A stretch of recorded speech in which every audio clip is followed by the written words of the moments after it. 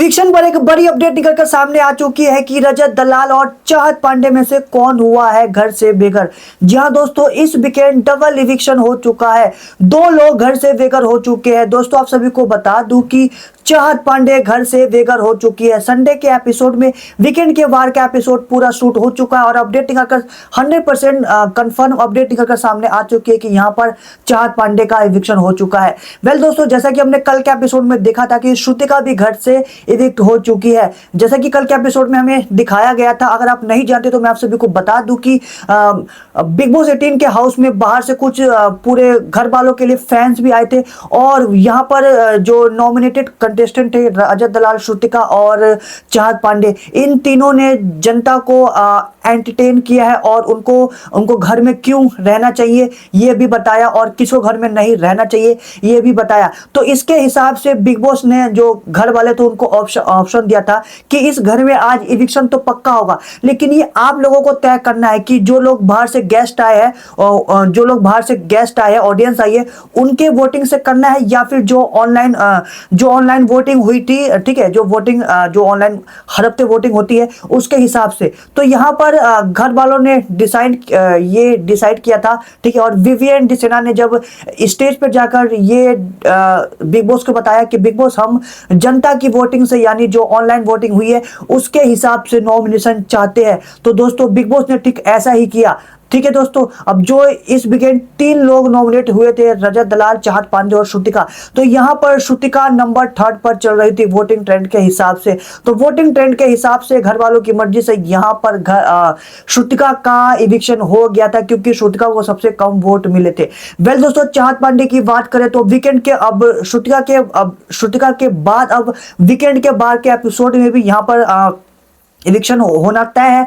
तो यहां पर अब चाहत पांडे इविक्ट हो चुकी है। तो रजत दलाल और चाहत पांडे में से जिसको कम वोट मिले होंगे वो होगा इविक्ट। तो रजत दलाल तो नंबर 1 पर था और चाहत पांडे नंबर 2 पर थी। तो ध्यान दोस्तों, अब इस वोटिंग ट्रेंड से ही यहां पर बिग बॉस ने खुद ये इविक्शन किया है। जैसे ही सलमान खान अपना शूट खत्म कर लेते हैं, उसके बाद बिग बॉस अभी घर वालों को लिविंग एरिया में बुलाकर ये अनाउंस करते हैं कि आज एक इविक्शन पक्का होगा, वो भी वोटिंग ट्रेंड के हिसाब से, ठीक है। तो बिग बॉस कहते हैं कि चाहत पांडे को यहाँ पर सबसे कम वोट मिले हैं, तो चाहत पांडे को घर से बेघर कर दिया जाता है। वेल दोस्तों, चाहत पांडे टॉप 5 में कहीं ना कहीं डिजर्व करती थी। मैं तो कहूंगा वेल डन चाहत पांडे, वेल डन। चाहत पांडे ने बहुत ही अच्छा खेला है इस पूरे बिग बॉस के सीजन में। उसने मतलब सोलो खेला है, अकेले खेला और अकेले अपने दम पर 14वें हफ्ते तक पहुंची थी, है ना। उसने काफी अच्छा किया है, उसने किसी का भी सहारा नहीं लिया है। बाकी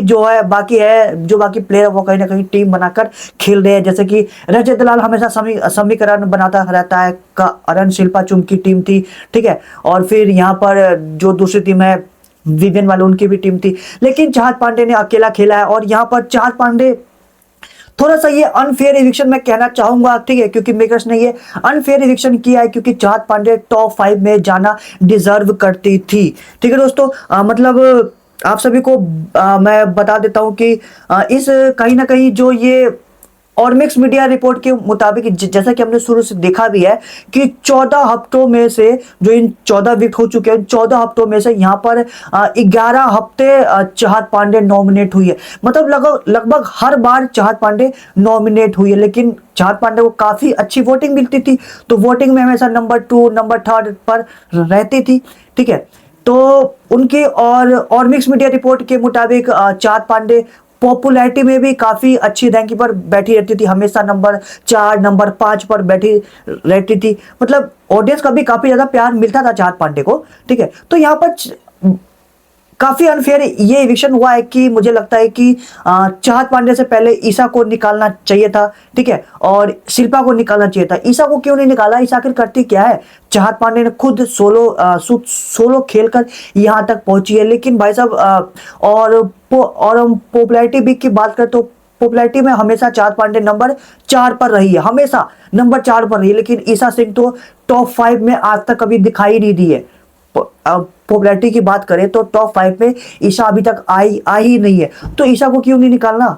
तो ये कहीं ना कहीं अनफेयर हुआ है ना, क्योंकि बिग बॉस चाहते हैं वो जो उनका फेवरेट ग्रुप है ईशा को, जो उसकी लाडली है, उसको फाइनल में लेकर जाना चाहते हैं, टॉप 5 में लेकर जाना चाहते हैं। ये काफी अनफेयर इविक्शन हुआ है मेरे हिसाब से। तो चाहत पांडे वेल डिजर्व करती थी टॉप 5 के लिए। वेल अब क्या करें, बिग बॉस की मर्जी। वेल ये सब अनफेयर इविक्शन हुआ है।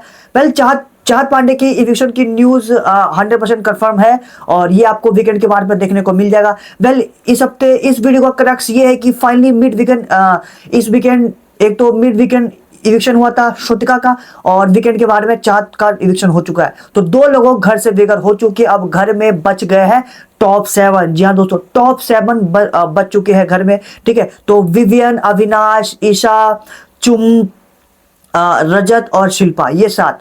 अब 15वें वीक में यहाँ पे कहीं ना कहीं न्यूज निकलकर सामने आ रही है कि मेकर्स यहाँ पर शिल्पा या फिर रजत दलाल, इन दोनों में से किसी एक का इविक्शन कर सकते हैं। वेल आप लोग क्या चाहते हैं कि शिल्पा का इविक्शन होना चाहिए या फिर रजत दलाल का इविक्शन होना चाहिए?